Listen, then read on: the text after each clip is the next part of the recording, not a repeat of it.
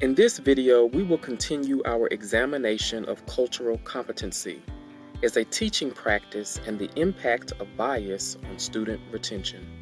In the first video in this series, What is Cultural Competency?, Dr. Gloria Latsing-Billings defines cultural competence as a firm grounding in one's own culture of learning while acquiring fluency in at least one more culture. The three pillars of cultural competence include the following.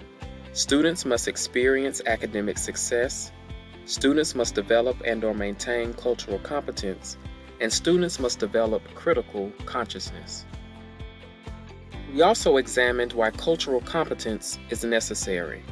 Cultural competence affirms students' experiences. Cultural competence positively impacts student retention.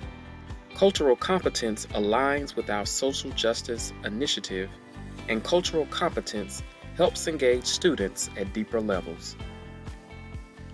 To fully embrace the importance of cultural competence, we must acknowledge and identify the impact of bias. Personal biases are like blind spots. You know it exists, but until you hit something, you don't realize the extent of the impact. There are academic accidents, collisions, and casualties that occur in our courses due to bias, such as increasing DFWI rates, decreased persistence and retention. Our personal biases impact our ability to make meaningful connections with students. When we use terms like them and they, we isolate certain populations in our courses. Additionally, biases impact how we engage or disengage with certain students. Our body language and the tone of our written and verbal communications can negatively impact the teaching and learning experience.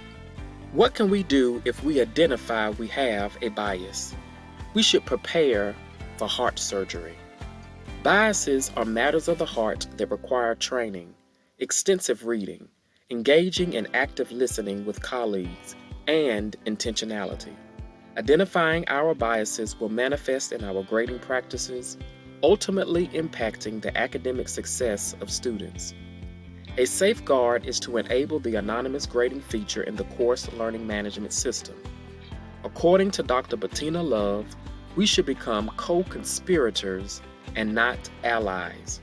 A co-conspirator is willing to take a risk for those who are not from majority groups, while allies may recognize educational injustices but are not willing to embrace the need for change.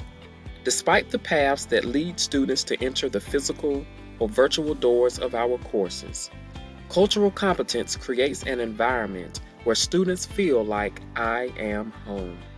Despite the external challenges, academic hurdles, and financial limitations that students face, we can cultivate a community where students are supported and positioned to succeed by acknowledging and identifying our biases and intentionally make changes to embed cultural competence into our teaching practices.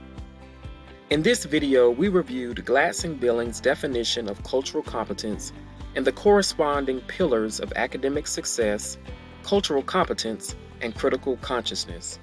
Additionally, we reviewed the impact of bias on making culturally appropriate connections with students.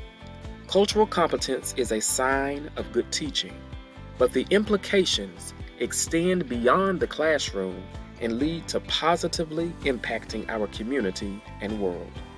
Subscribe to the Center for Innovative and Transformative Instruction YouTube channel for more instructional videos.